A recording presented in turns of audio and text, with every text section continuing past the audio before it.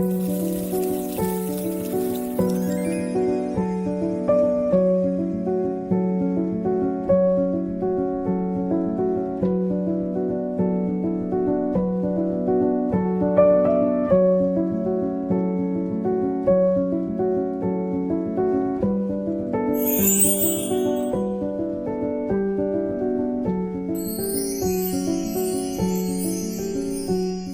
hi, everybody. Thank you for joining in to another episode of Sprinkle Happiness, where we explore the art and science of well being, human potential, and really explore strategies that can help us live a happier and more fulfilled life. So, today's conversation is a fascinating one because we're about to learn that conflict is a part of life, and we all know it, and how to actually turn conflict into a deeper human connection. From the expert himself, Shawn Lauzon. Welcome, welcome. Hey, Nev. Great to be here. Thank you so much for joining. Shawn, you are the founder of so many businesses, from quantum connecting to fractal human design, and you're all about teams and leaders. I'd love to share with our listeners the work that you do and how can we turn conflict into human connection, because we face conflict every single day. Right.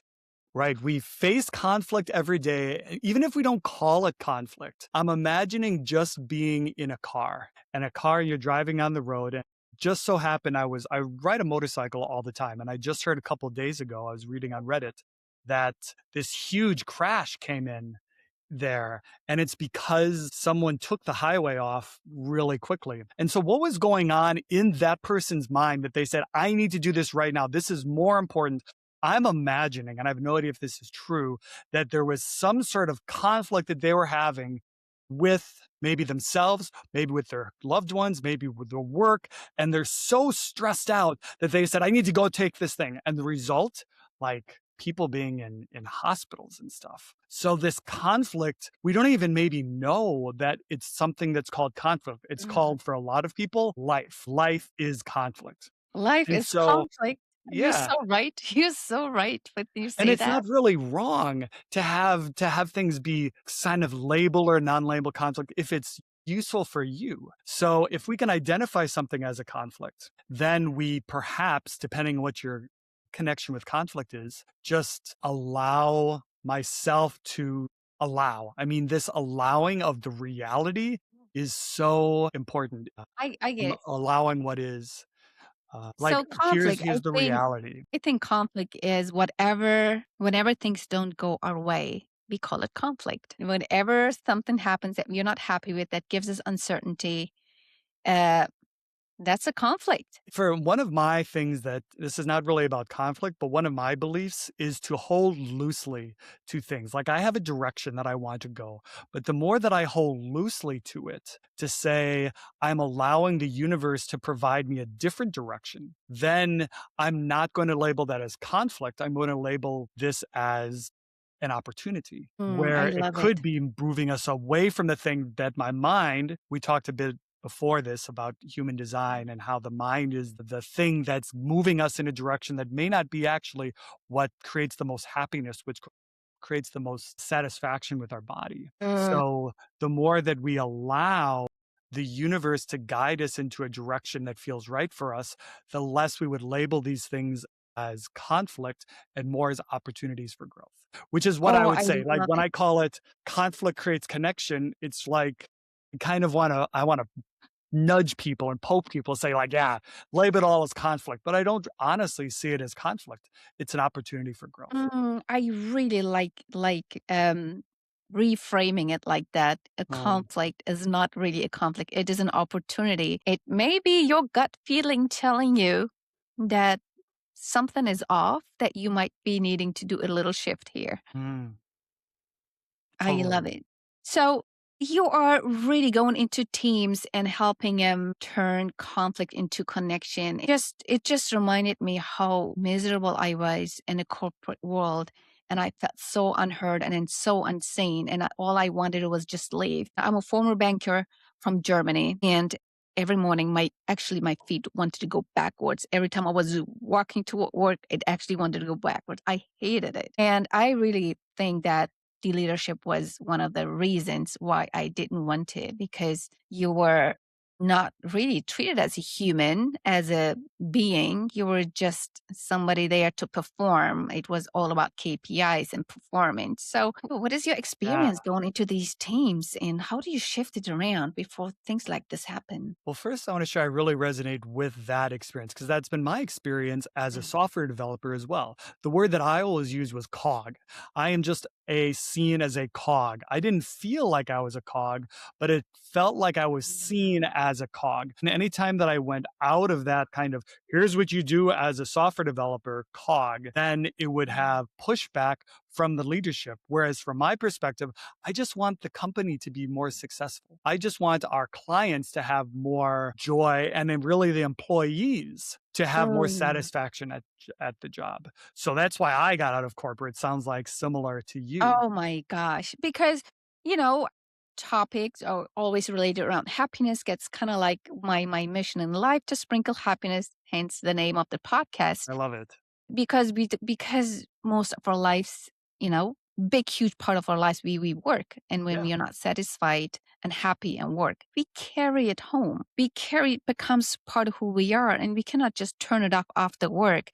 The conflict, employees, between leadership and the team, it can really, like brilliant people can actually be very brilliantly miserable. Mhm. Yeah, you'd notice how what was probably going with you, you've got all this stuff that you wanted to say. You probably had some things that you wanted to change, but there is something, and probably the context of the work said, no, if you share what your reality is, there would be negative repercussions. So you Mhm, suppress that. And it's the mhm. suppression of that you then bring home and all of this anxiety because you wanted to release this energy. And the energy was just sharing with other people. Here's what from your perspective, how it could be improved. So when I talk to leaders and teams, it's really about allowing that conflict because there was already a conflict. I mean, the conflict was there. The fact that you didn't say anything doesn't mean there's not conflict. Mhm. What it Yes, means it's is there. that you are avoiding the conflict which is there, but doesn't mean the conflict disappears. It's your strategy is avoidance. And that's Mm, so many people's strategy of avoidance. Like there's conflict. What am I going to do? There's nothing I can do. I'm going to use avoidance. And that mhm. then I don't have to deal with the conflict. But the conflict still arises there. And number two, your brilliance isn't allowed to shine Yeah. because you're avoiding the conflict. So instead, if we have, and this is usually not nothing, there's not much to be done from the kind of I'm going to use the word cog perspective, like the lower down person, because the context is set by the management. So if the management context could really say, hey, we just want to hear from you. It doesn't mean that the management needs to do what you say, but just saying, Nev, your voice matters. Nev, your Mhm. voice matters. Yes. Sam, your voice matters. And then a conversation is had. And rather than using the strategy of avoidance, you're using the strategy of cooperation, which is really saying all of us are a benefit together versus just shut up. Do you agree that it all starts with the leadership? If the leadership is authentic, shows vulnerability, it signals to the team that it's okay to be vulnerable. It's okay that you are, expressing your opinion, even though they might be some things that can ripple out of it. So I think you're just really hitting a point, a really valid point here, that you gotta be just authentic, and the leadership needs to create the safe environment for people to express themselves, whether that is a dissatisfaction, whether it's a desire, whether they just want to change the whatever goals and whatever strategies they're using, and something is working and something isn't working. Yeah, I think it's really challenging to have that sort of thing completely from the grassroots. I'm not going to say it's impossible without any sort of management perspective. If you have people that are peers and they shift how they communicate with each other, and then you see that they are more satisfied, and then the result is them being more productive. then the Mhm. management or the team lead could actually witness it. But it's certainly more challenging, especially as people are really under pressure of getting being productive. So it's sure a lot easier if the leader, and I don't sell people you need to have change conflict into cohesion, which I did at one point, a product. But instead, it's Yeah, like, how can you have more higher performing teams? Because Amy Edmondson with psychological safety, a lot of other people. It's all things shows that when you have psychological safety, you have higher performance. And that's what team absolutely. leaders have. That's what management has. That's what the whole company wants is higher performing people. Absolutely. Totally agree that, employee well-being, emotional well-being, physical well-being, all of that is a performance strategy. It's like not a Sure. perk to me. It is absolutely necessary that your team is supposed to feel safe. It should be happy in like the wheel of life. We call it the wheel of life, the spire elements. I talk Mm. about that a lot in my podcast. The five different elements.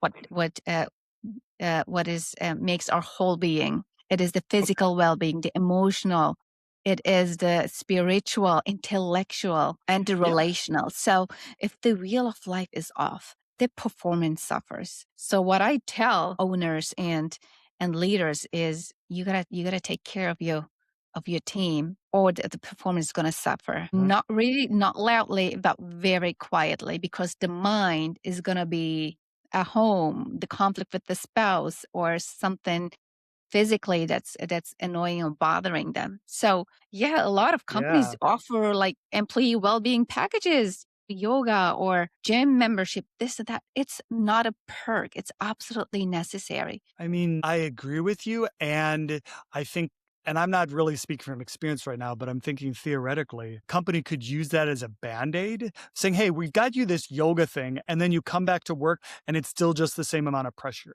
So having a wellness providing when in a stressful environment, I don't know is as useful. I mean, it's better than nothing than saying, hey, let's actually create an environment that you are felt valued. Because here's what happens, you go into this environment and you've got a limited supply of energy, and that energy is focused. And you're saying this, but I'm saying basically the same thing. It's focused on creating this boundary, this barrier to keep myself feeling safe in an environment that is unsafe. So a Hmm. lot of that energy is focused on there. So just think about any sort of like TV show at work, and you've got people that their whole head is going around saying, how can I deal with this crazy coworker, this crazy boss, all of this pressure? If all of that mental, emotional, psychological energy could be focused on, let me create the work that the business needs, then you're going to be more productive. And then you're going to need less of all of these wellness things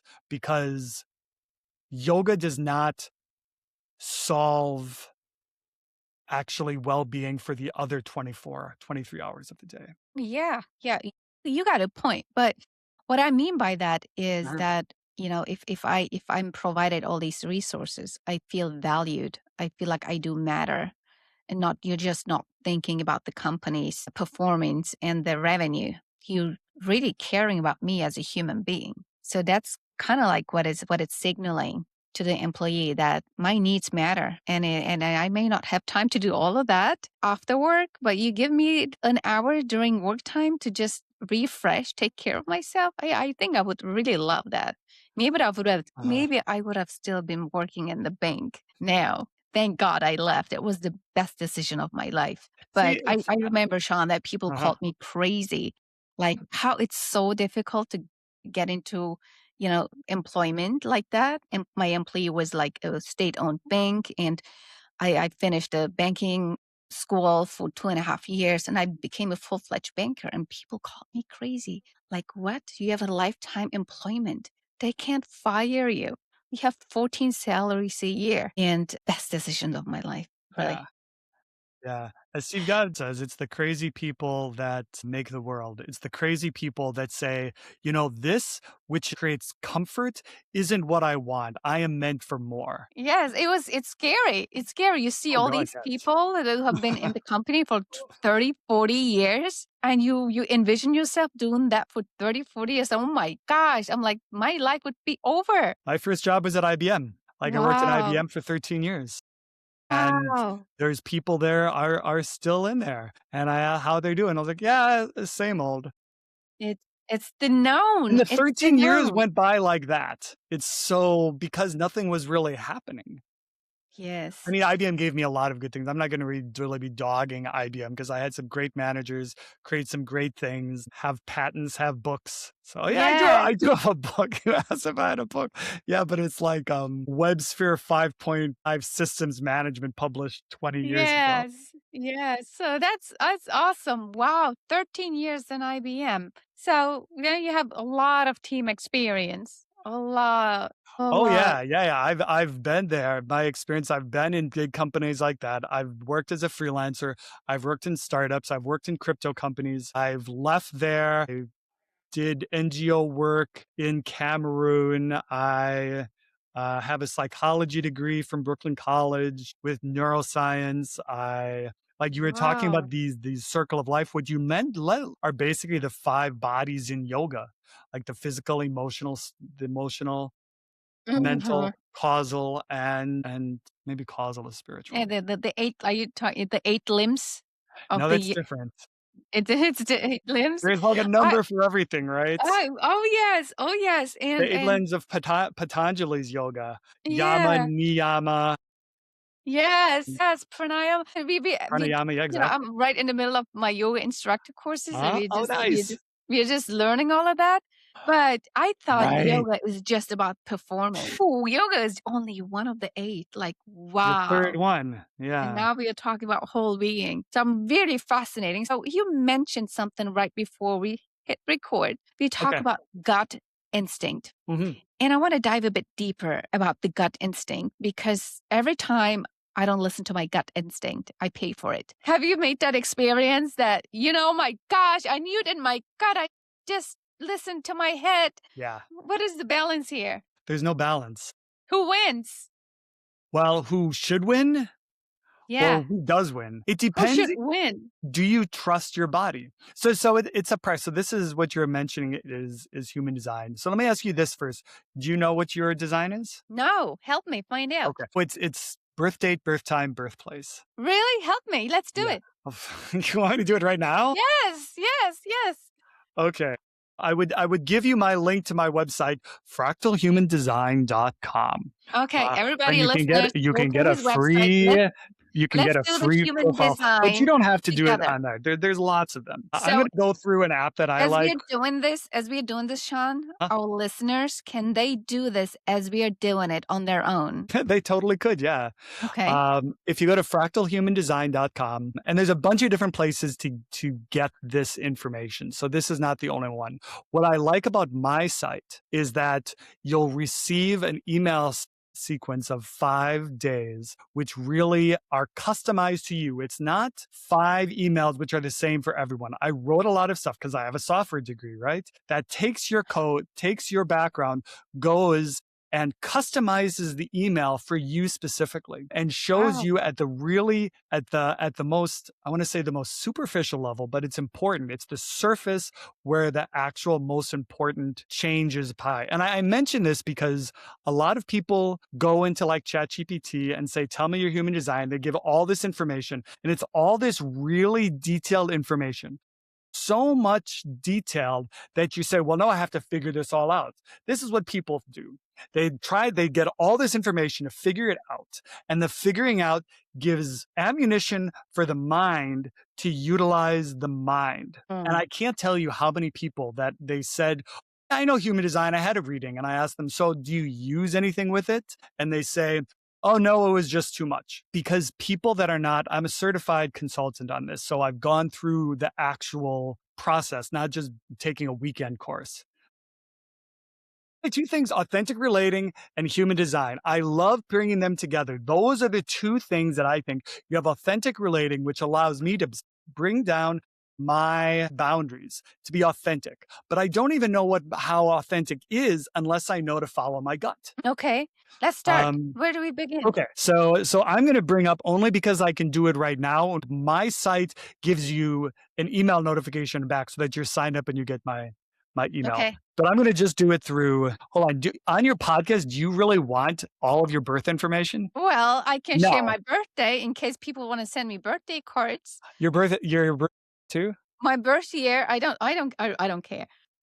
Okay, I am. Let's do this, Nev. I don't want to because I can imagine this is like PII. I don't Right. want to be taking this. How about Okay. this? Are you gonna am I How about this? like, are you asking private questions I shouldn't be We maybe sharing? we pause the Yes, podcast yes, we're gonna and pause then it we right come there. back and then we have this conversation. Yes, okay.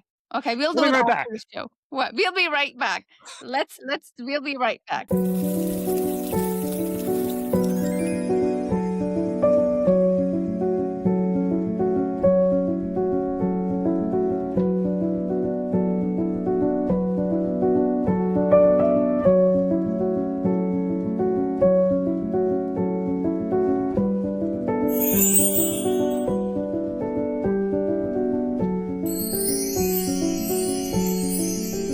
All right.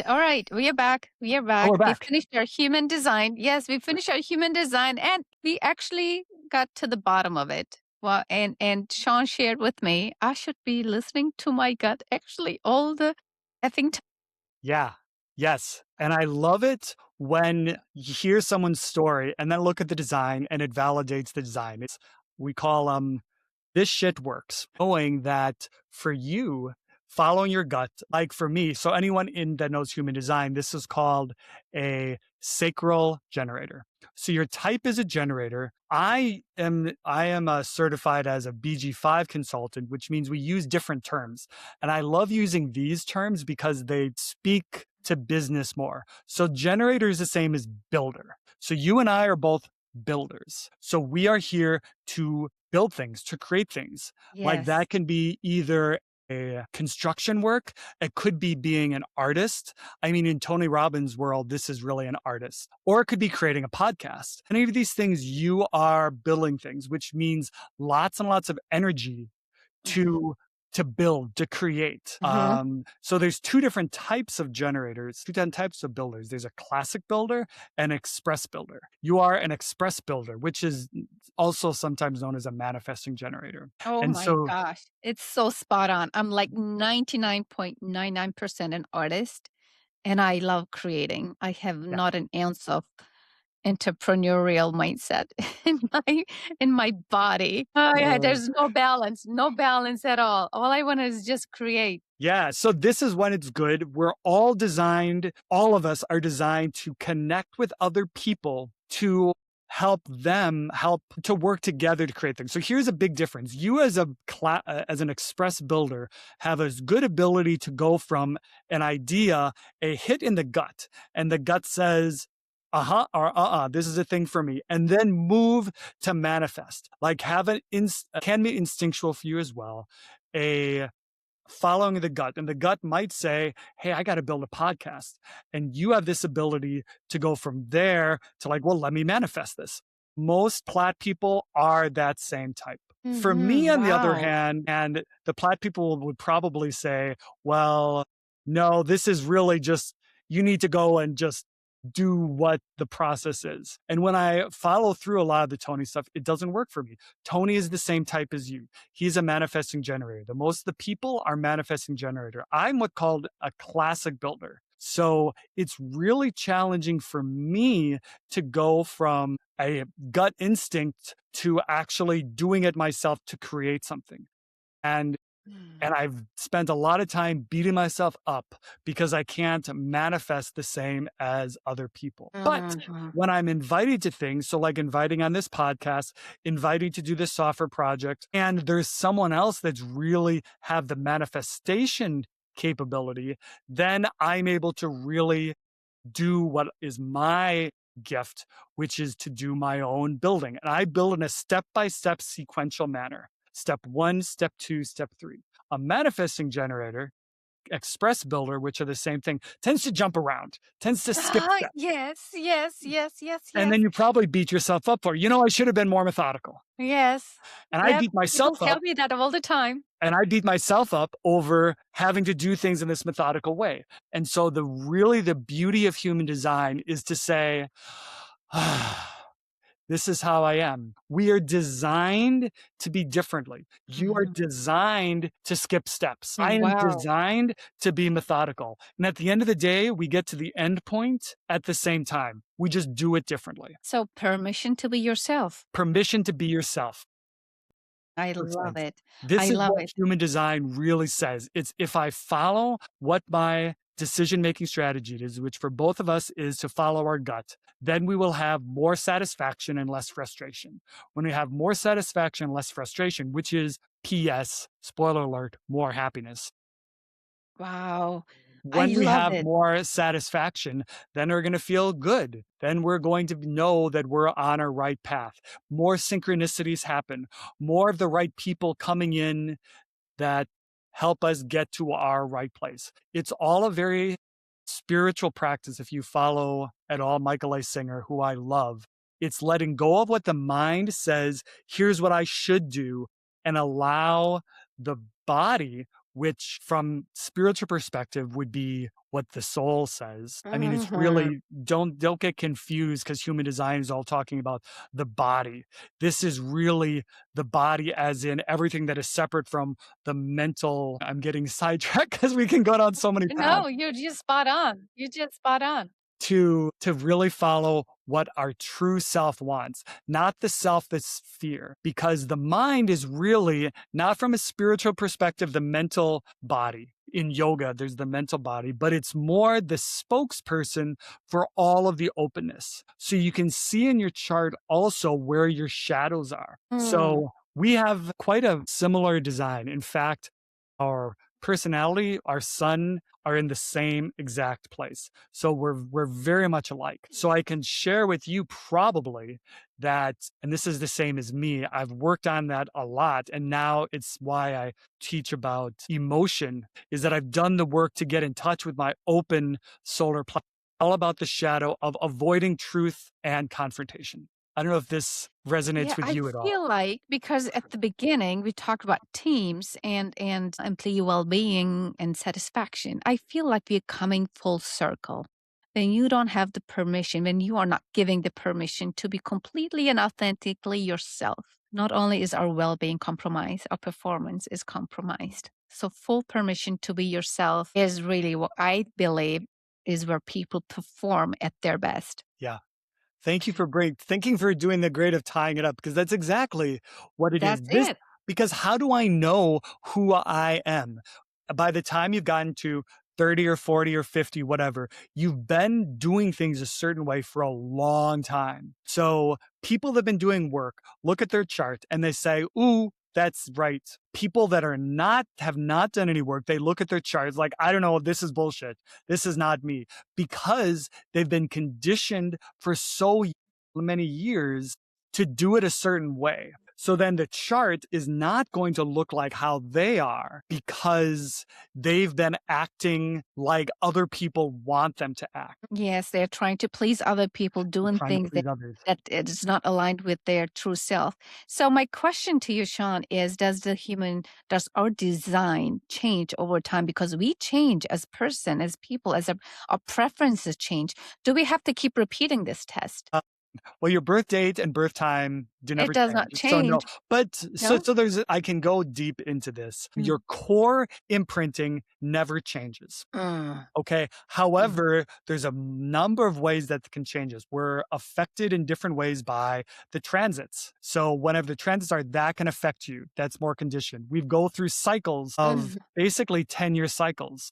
At around 30 and around 40 and around 50, then there's new imprintings that come on. So that is change. Furthermore, while the more work that we do, the more we come into alignment with what this design shows. So Mm. for me, I'm getting more in touch with the openness, and the openness is where the shadow is, and it's where I'm meant to learn. So I'm in this lifetime here to learn about emotions. And Mhm. before I knew anything about human design, I realized unintentionally that Yes. this is what I need to learn because I had girlfriends who were Yes. like, no, you're totally not open, which Yes. Oh, was true. wow. That So it does self-awareness, I change think, is huge. your design does not change, but you change in Wow, lots of interesting. different ways. I think self-awareness is huge because you don't know what you don't know. And kind of like playing with this. Guys, let's just go on his website. Just said it again. Where'd you say go? Fractalhumandesign.com Okay. or another, it goes to the same place, freeguidetoflow.com.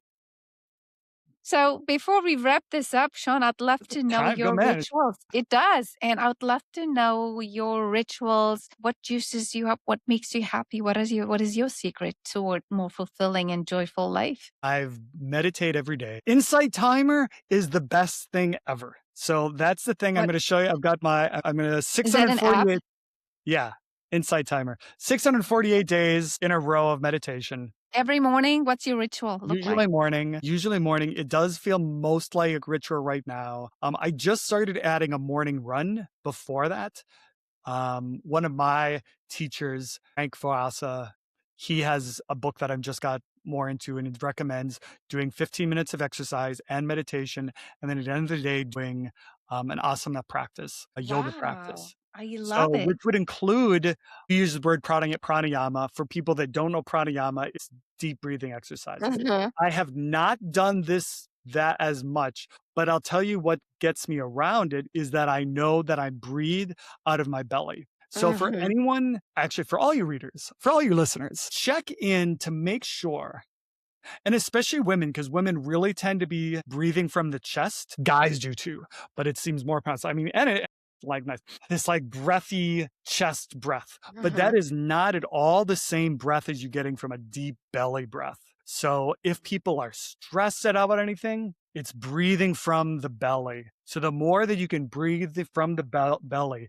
24/7, that Wow. is going to make a surgeon. This is prana coming in, energizing you, prana coming out. Yes. Yes. A longer exhale. I tried to practice a Connected longer exhale. Signals your nervous system. You're to safe. relax. You're not on fight or flight.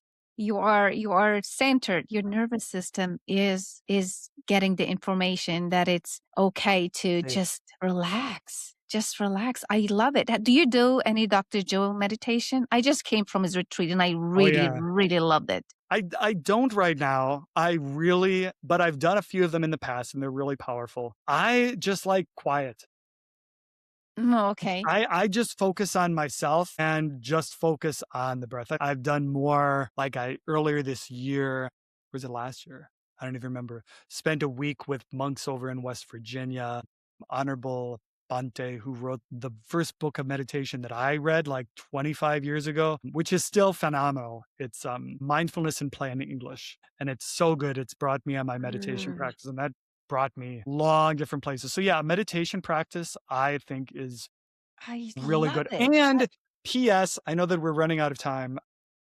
No, Different no. You people, know what? I'd love meditation to. might be easier for you and I because I look at our design and we have open head and open ajna, which means that there's not like all this going on all the time. There still is, but it's not our design to have so much mental activity. Other people have lots of activity going on in their heads all the time, and that's true for them. So if anyone does this design, if does their chart and sees colored in centers up there and they say, well, Mm, yeah, this is why I can't do meditation.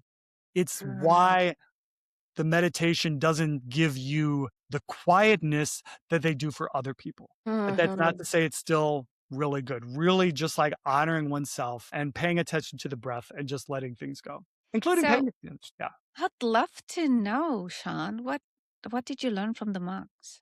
So happiness. What is happiness? Happiness, unconditional happiness. In fact, in one of my meditations, and I think we talked about this briefly when we first met, like the idea of unconditional happiness, because we often think happiness is, I got this job done, I wrote this book, Mhm. I I saw this great movie, and Make it that's not dependent not on happiness. external factors. That's was my biggest insight in studying happiness is that it's actually an inside job. Yeah, I call it unconditional happiness. So it's not conditioned on some external thing. So right, it's the same thing, internal happiness. And you see the monks that are doing, from our perspective, they've got no belongings. They're not watching movies. They're just in meditation. And by Mhm. talking to them and reading their books, there is so much joy. I mean, I am not at this level of my meditation for sure.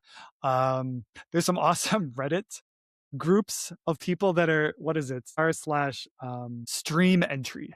You talk about these guys and they hit these levels of happiness, which is, I don't remember, but the Tibetan monks, that these guys, what they focus on is happiness.